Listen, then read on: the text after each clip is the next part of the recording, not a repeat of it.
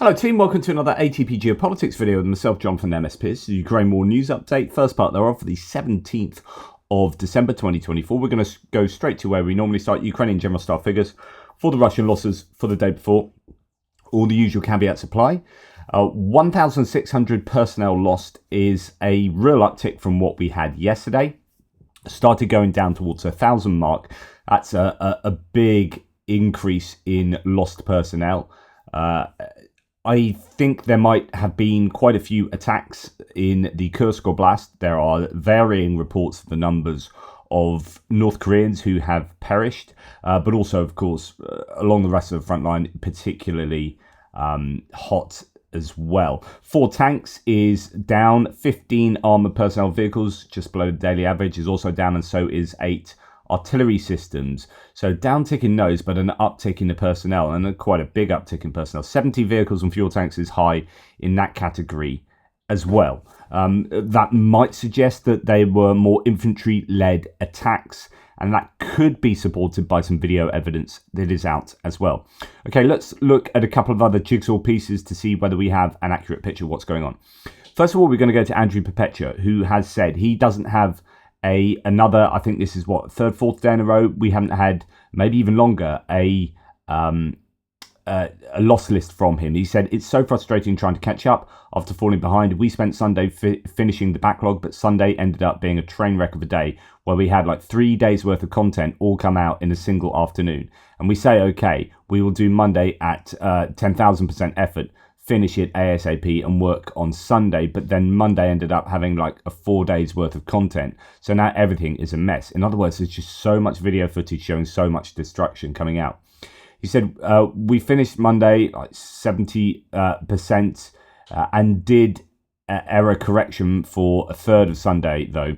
So if today is normal, maybe we can finish Sunday. I don't know, man. It's just really frustrating having multiple BS days in a row, but it always works this way, where news comes out in mountains. And here is the I think important thing for our jigsaw puzzle piece. So yes, a lot of destruction going on.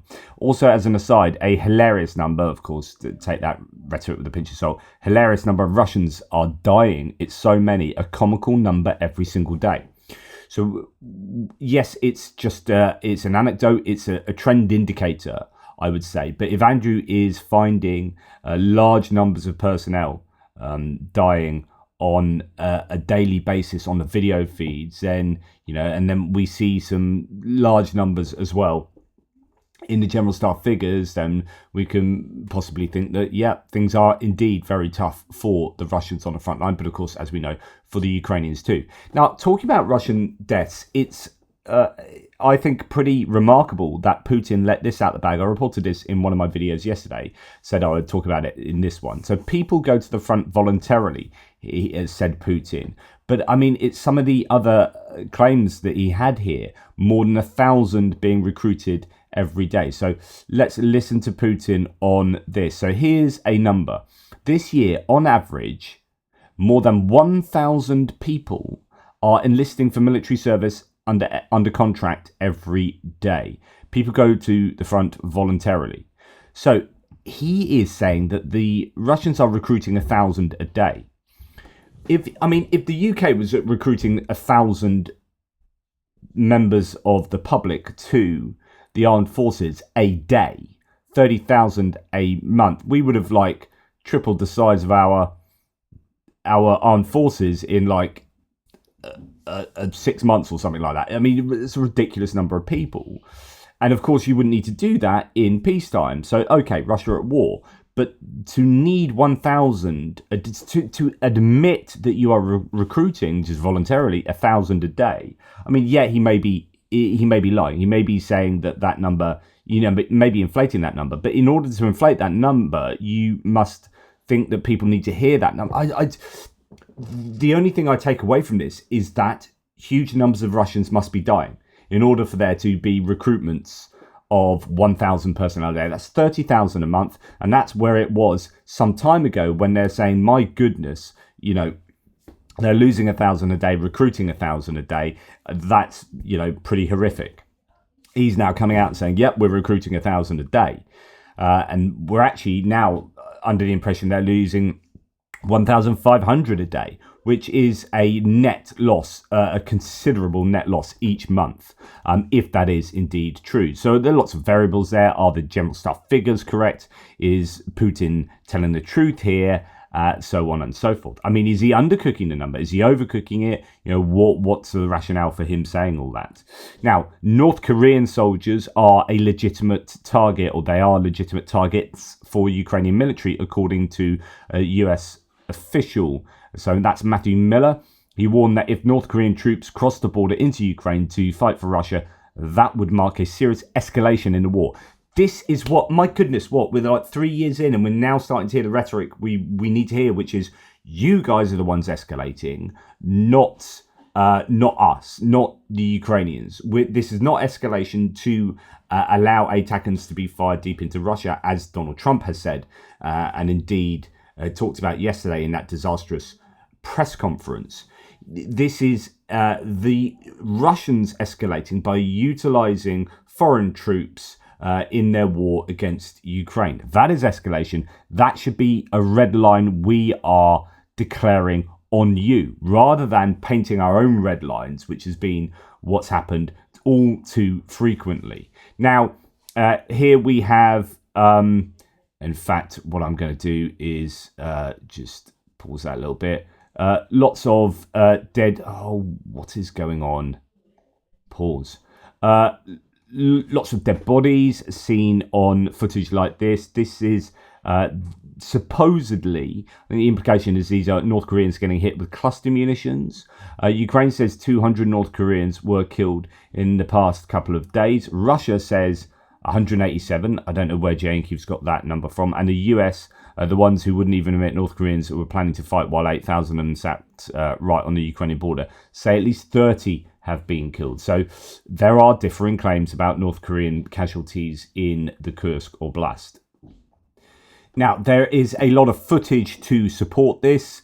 The Kyiv Independent reports here that Ukraine's Special Operations Forces killed 50 North Korean soldiers and injured 47 others in 3 days of fighting in Russia's Kursk Oblast.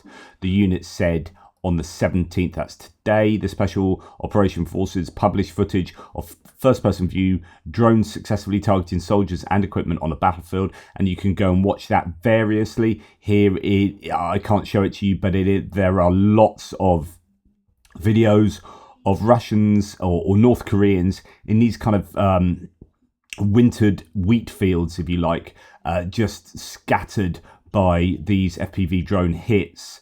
What does it say here? Soldiers of the 8th Regiment Special Operations Forces of the Ukrainian Armed Forces gave a warm welcome to North Korean troops in the Kursk region of the Russian Federation. Over the course of 3 days, SOF operators killed 50 enemy soldiers and wounded 47 more. So yeah, that's that same claim, but the video is there. You should be able to check that out in my description. And then we hear this. So there's other videos I can't show you of Koreans dead on the ground, so it's definitely happening. I've seen some videos of that. Then we hear this: Russia, and there's a Korean in Russian uniform there very clearly, but I can't show you the rest of that video. So Russia burns the faces of the dead North Korean soldiers to hide the losses in Kursk. North Koreans have faced heavy losses thanks to cluster ammunition, which is in one of the earlier videos, and drones when they assaulted on foot. And yeah, quite incredible. Zelensky has claimed Russian forces are trying to literally burn the faces of the dead North Korean soldiers to conceal their losses. So this is coming from Zelensky as well. And there, it is also on camera, like someone with their face burning is on drone footage on on this video here. If I was to continue playing it, it might be on this one as well. Even after years of war, this is a quote from Zelensky: "When it seems Russian cynicism can't get worse, we see something even darker." Absolutely incredible. So that because they don't want the outside world to know that North Koreans are fighting for the Russian forces, they claim they're Belarusian, they burn their faces off, they give them Russian uniform and fake IDs and all this kind of stuff. It's just incredible. The effectiveness, and I reported this yesterday, of FPV drones on the front now ranges from 20 to 40% for both the Russians and the Ukrainians. I talked about this in the military aid section. So Magyar, the guy from Magyar's Birds, that crack drone group, has said that the electronics may not work, the drones may not detonate on the way, or they may detonate on the way, may not detonate at their targets. The enemy suppresses a significant part with electronic warfare, and some are shot down with small arms. But 20 to 40%, which is, to be expected. That's not too bad, like 40%. I remember looking at the stats some time back, and it was sort of, one of the stats was 17%. So that's an improvement. I was watching a fascinating video, Task and Purpose video, of the guy from Task and Purpose up in Kursk Oblast with the fighters up there in Bradley in a Striker. He also visited an Abrams repair area. Fascinating video. I advise anyone to go and watch that. It is a good insight into everything that's going on, but also he goes around this Bradley, and the Bradley is littered with FPV drone hits, where the Bradley version, the tiles they have on there, like explosive reactive armor, have absolutely done a marvelous job for keeping those FPV drones at bay. But that they are the bane of everyone, really, the FPV drones, and especially since an awful lot of them, now that the Russians use, have fiber optic cables, so they can't be jammed. That is your challenge. Right, big news from this morning is this. Russian Lieutenant General Igor Kirillov, head of the military's nuclear, chemical and biological defense forces, was killed by a bomb placed on a scooter in Moscow on Tuesday. He's the most prominent military officer to be assassinated in the war. Ukraine's SBU security service just yesterday put out a notice of suspicion, essentially a warrant for Kirillov, over the mass use of banned chemical weapons by the Russians against the defense forces on the eastern and southern fronts of Ukraine. So I imagine that they were alerting to the world that this guy was responsible for horrendous war crimes or the use of chemical weapons on the front, and then the day later he is assassinated, as kind of like that was a precursor to his assassination. So just yesterday, less than 24 hours ago, the security services of Ukraine accused Kirillov of ordering the use of chemical weapons during the ongoing Russian invasion of Ukraine. He is reported to be one of the most senior Russian officers killed in the war, as already mentioned.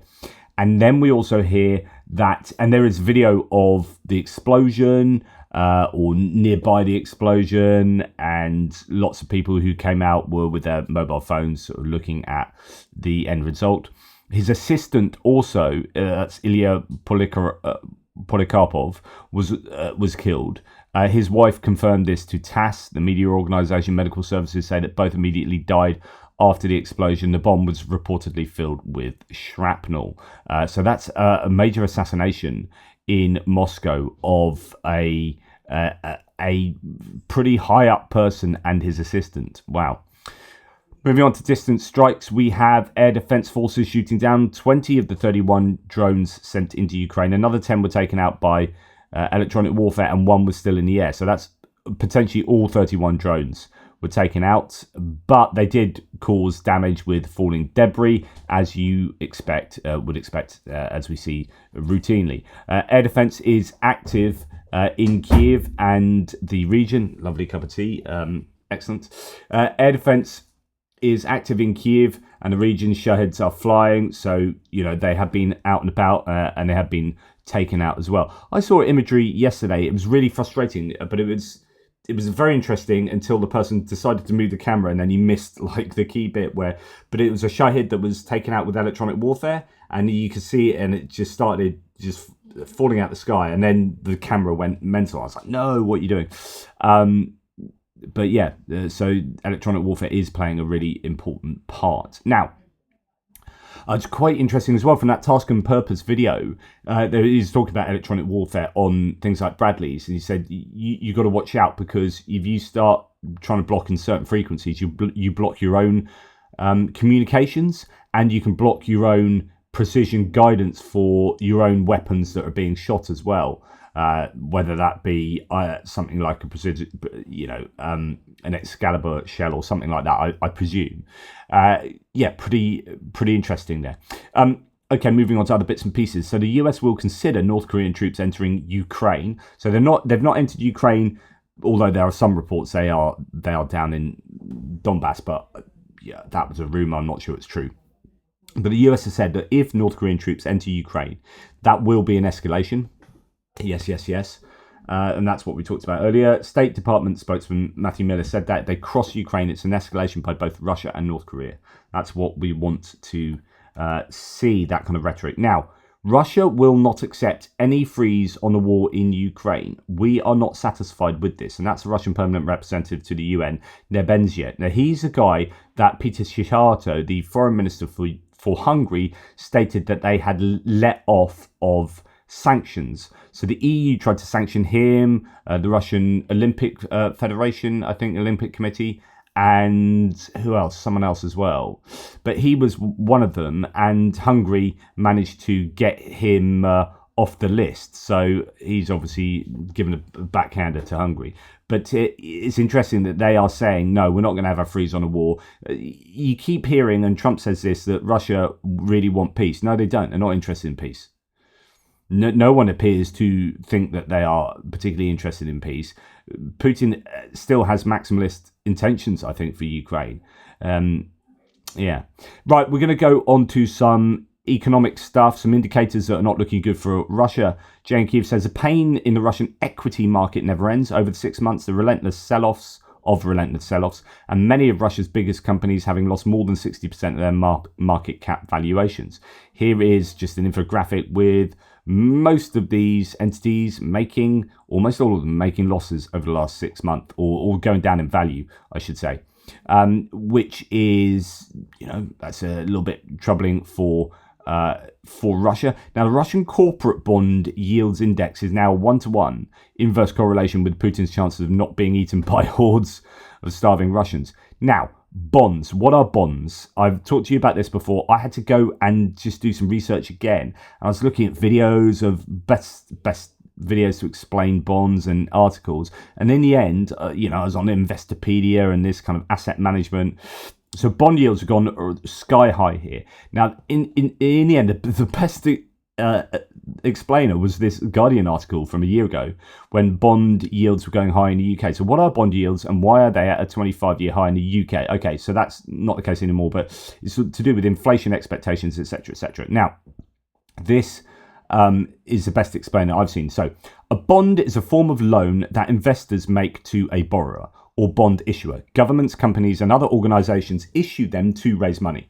The bond market is the biggest securities market in the world, worth almost $130 trillion. The US bond market is the largest, accounting for 40% of the debt worldwide. UK government's bonds are also commonly referred to as gilts, the US one's treasuries, and the German one's bunds.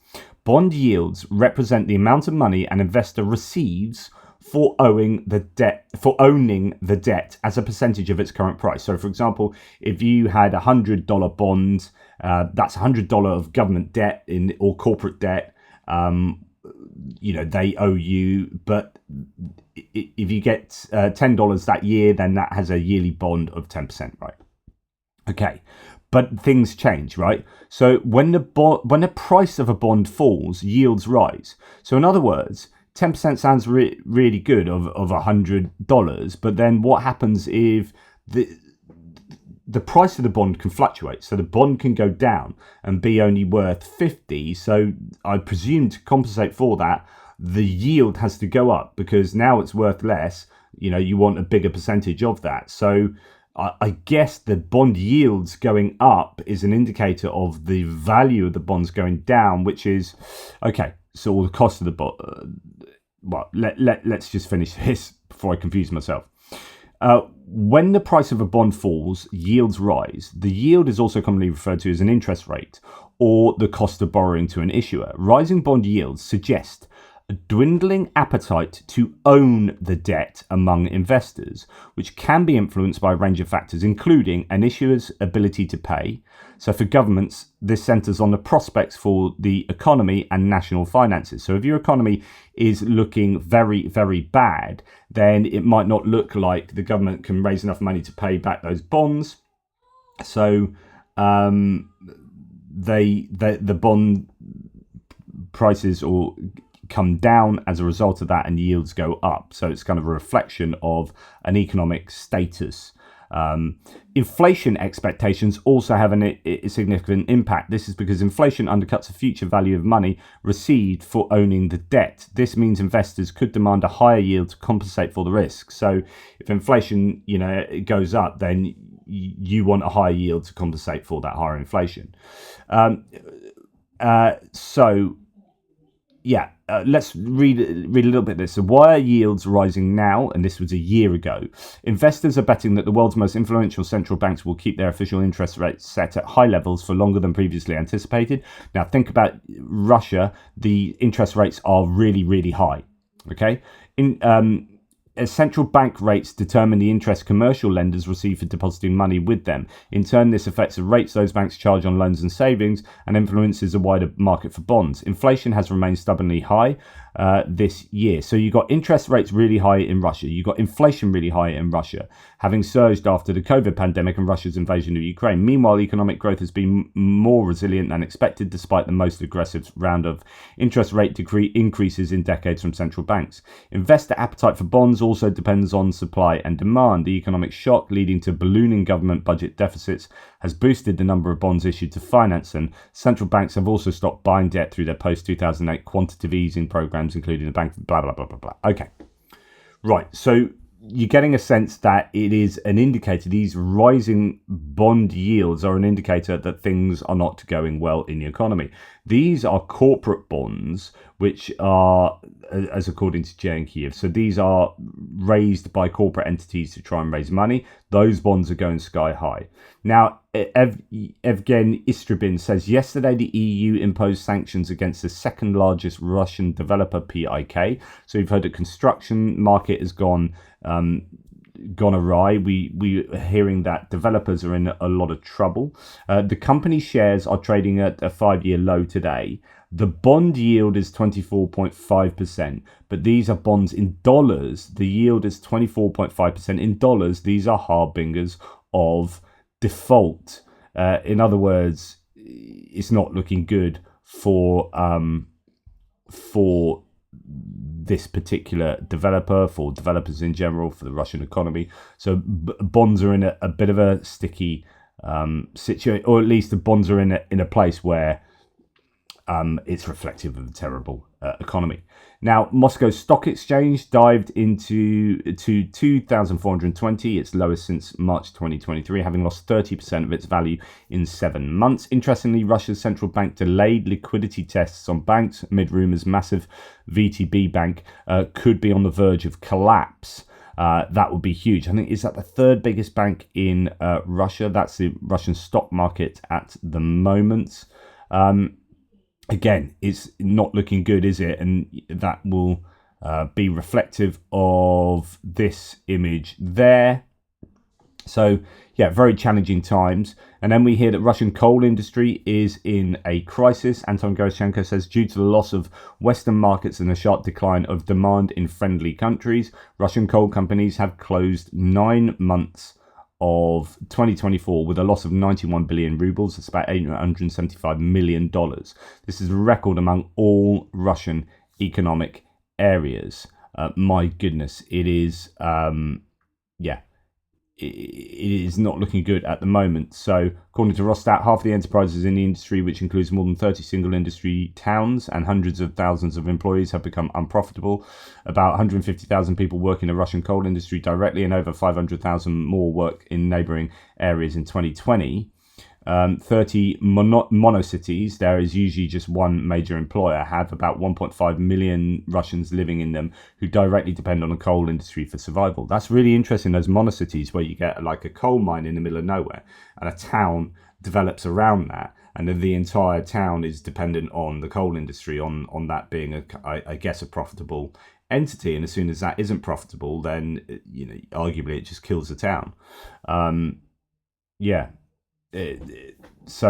Coal exports from Russia declined 11.4%. Exports to China have declined by 8%, and there is no potential for their growth, Russian officials admitted, as Beijing has introduced import duties on Russian coal. That's just absolutely incredible. Putin demanded that urgent measures are taken to support Russian coal companies as they face bankruptcies. He also demanded the reviving of Kursk, the main coal region of Russia that accounts for 60% of hard coal production and 80% of coking coal. Earlier this year, employees of Iskaya coal mine in Kursk announced a strike because they were not paid any salary for 4 months.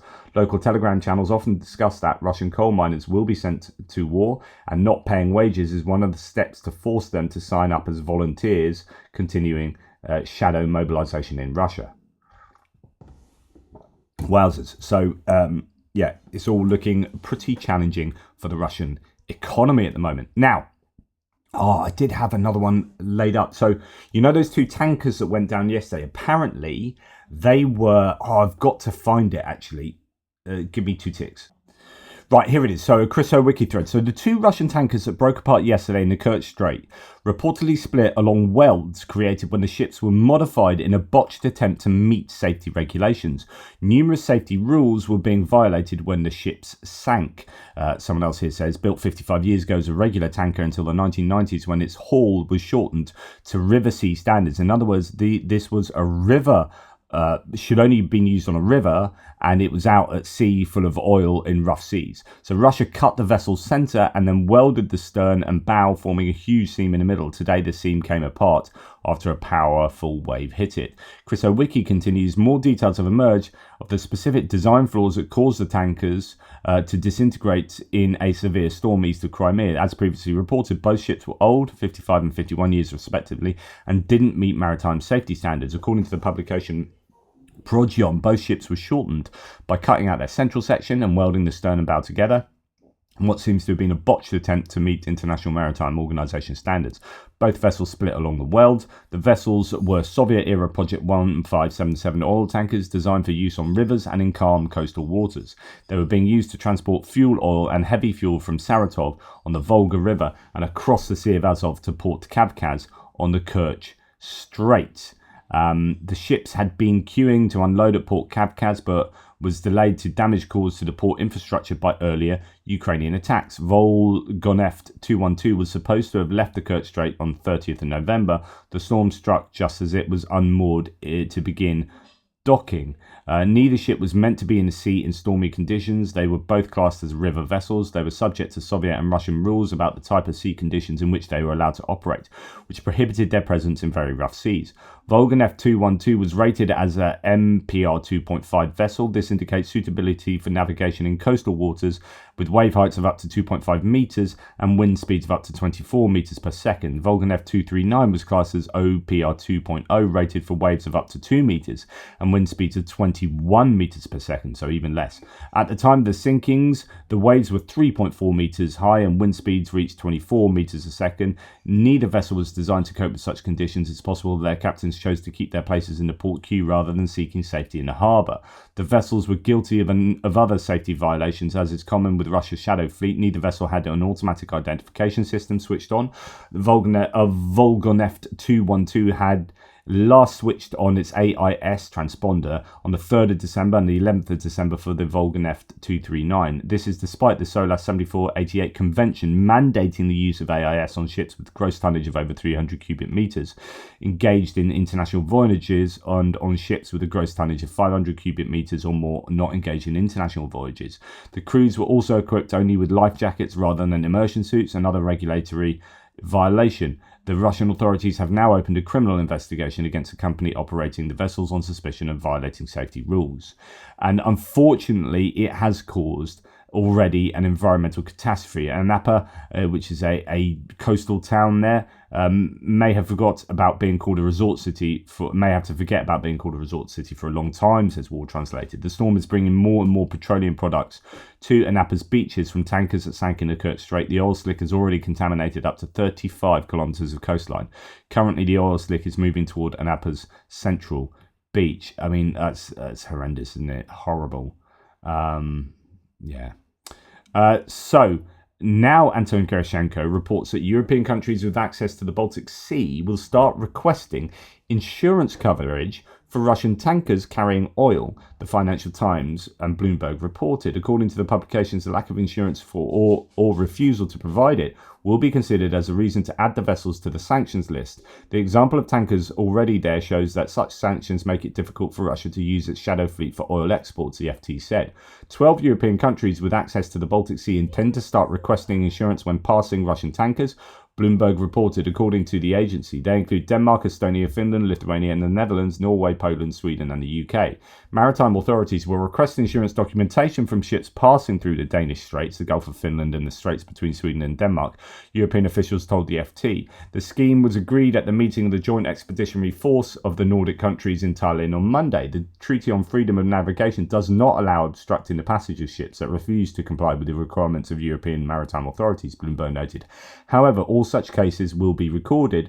If a vessel is found to lack sufficient insurance coverage, it will be added to the sanctions list, the FT wrote.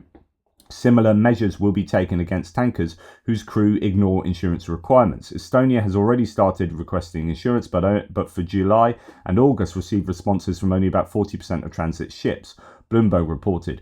UK authorities have also started similar checks, saying in late November they had checked the insurance of 43 ships and put one tanker whose crew refused to provide details of insurance coverage on the sanctions list. On Monday, the EU added another 52 ships believed to be part of Russia's shadow fleet to the list of vessels banned from entering EU ports and barred from accessing services provided by EU companies. The G7 sanctions prohibit Western insurers from offering insurance coverage to vessels that violate Russia's $60 a barrel oil price ceiling. Russian authorities have found a way around this restriction by using a shadow fleet of tankers, and these vessels are often use unreliable insurers or transport oil without insurance. Tankers on the US, EU and UK sanctions list make it difficult to use them in the oil trade. In the spring, India stopped accepting oil delivered on sanctioned tankers. Baltic states are concerned about possible environmental problems if oil spills from the old tankers. 2 old Russian ships carrying oil crashed in the Kerch Strait on Sunday, threatening one of the biggest environmental disasters for the Black Sea. So there you go. That I thought that'd give some added context and information concerning the transport of oil in these tankers. Now, a couple of heartwarming stories here to end today's video with. Anastasia, a sniper, joined the military months before turning 24. During a mission, she sustained injuries leading to a shin amputation. Quote, I was ready to die as it seemed there was no chance of survival, she recounts about the battle. However, during rehabilitation, she met Alexei, a serviceman who had lost his leg in combat and was adapting to his prosthetics. Even in the midst of war, Ukrainians find happiness and new beginnings. So here we have a wedding of the 2 amputees. I'm going to turn off that music. But yeah, just nice to see a wedding with these 2 people who are getting used to living as people with injuries as a result of the war in Ukraine and the Russian invasion. And so here they are enjoying a happy day, him with a walking stick, her with her prosthetic underneath her dress there. And yeah, really good to see some happiness in times of challenge. Okay, and there you go. There you can see a prosthetic leg there under that dress. So, final video here. We've got Ola Tverdokhlyabova, a World War II veteran, celebrating her 101st birthday at the hospital where she visited wounded Ukrainian defenders. Mrs. Ola took part in World War II as a volunteer. She served in reconnaissance, was injured twice and had concussion. When the full-scale invasion of Ukraine started, the first thing she did was call the military enlistment office. Wow, to join as a volunteer again. Goodness me, that must have been at what, the age of 99 or something. Anyone who meets Mrs. Ola says she's a legendary person who impresses with a combination of sincerity, simplicity, wisdom, and humanity. And here she is. I